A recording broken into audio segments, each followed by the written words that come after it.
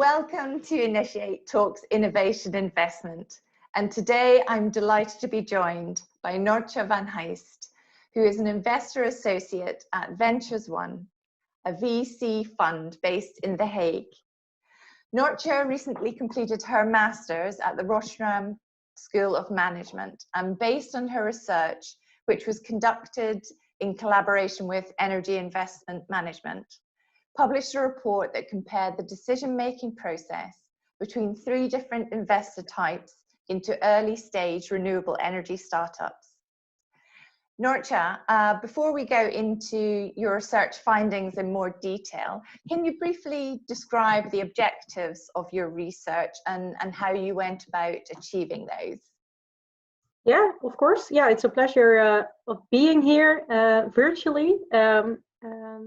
So as a scholar and also as an academic university student, I am very much interested by the topic of sustainability, and especially in the energy sector.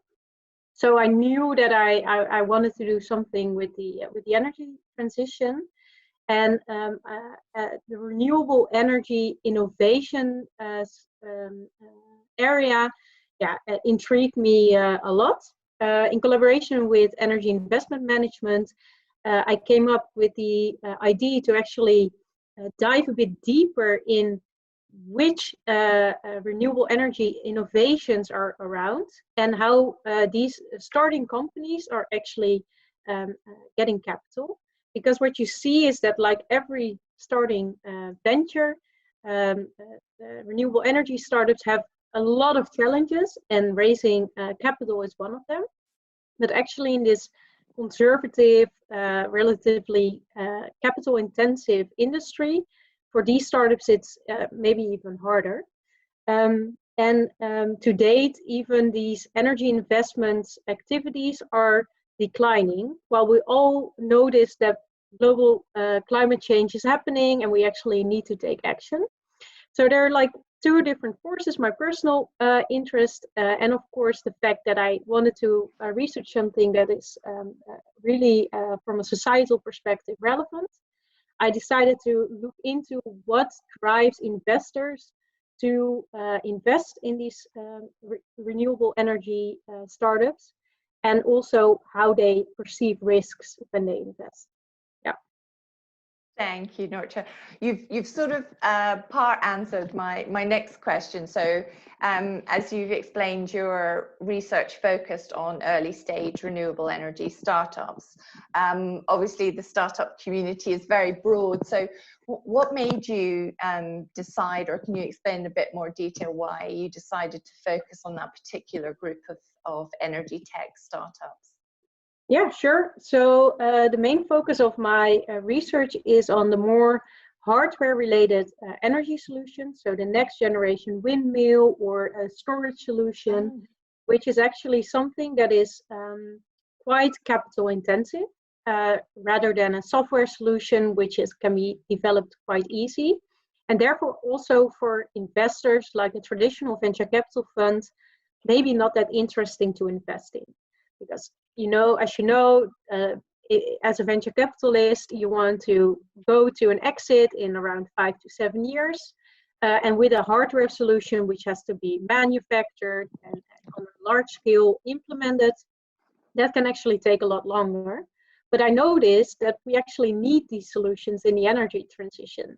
So what structure is in place, and which investors are actually investing in this early stage ideas that we need so badly, and that's the main reason why I chose this specific industry.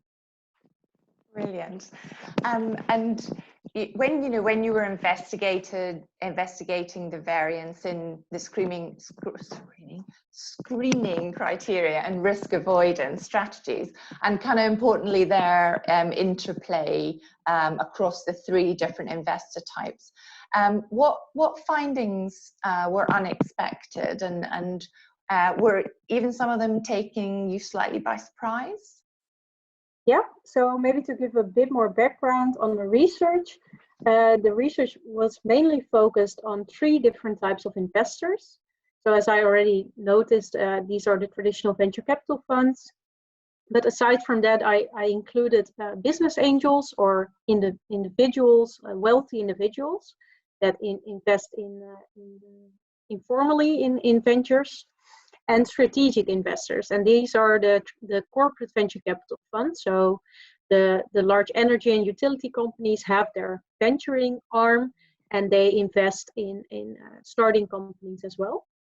And I was very much interested if these investors differ from each other in how they evaluate a startup in the investment process. And actually, there's a lot of research already on if these investor types differ, but not specifically in this industry, and also not really about how these differences can be explained. And that's where my research brought a bit of a new angle, because I focused on risk strategies, or actually risk avoidance strategies from these investors. So I developed risk profiles of them. And then I linked that. I tried to see if there was a link in what they also find important in the evaluation of a startup.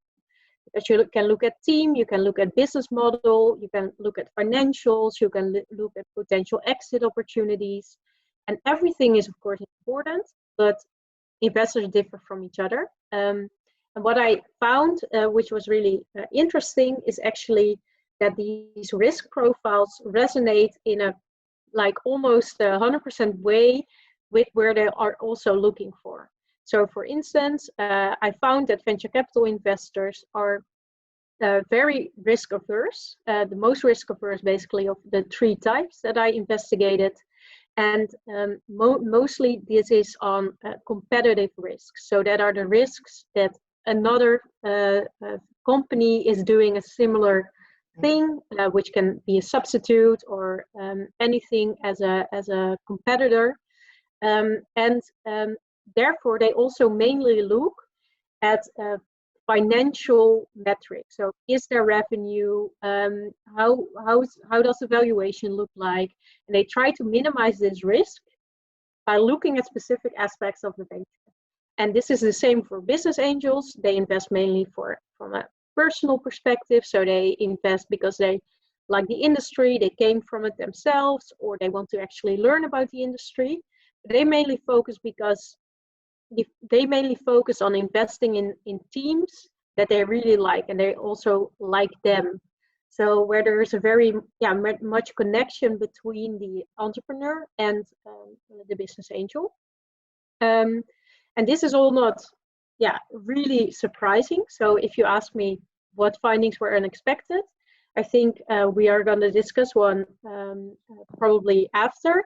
But I think the nice thing is that I actually found this connection in risk profiles and criteria that investors use, as this is very new thing in the academic world, and I think also especially relevant for starting companies looking for investments and for investors to better understand their own decision making.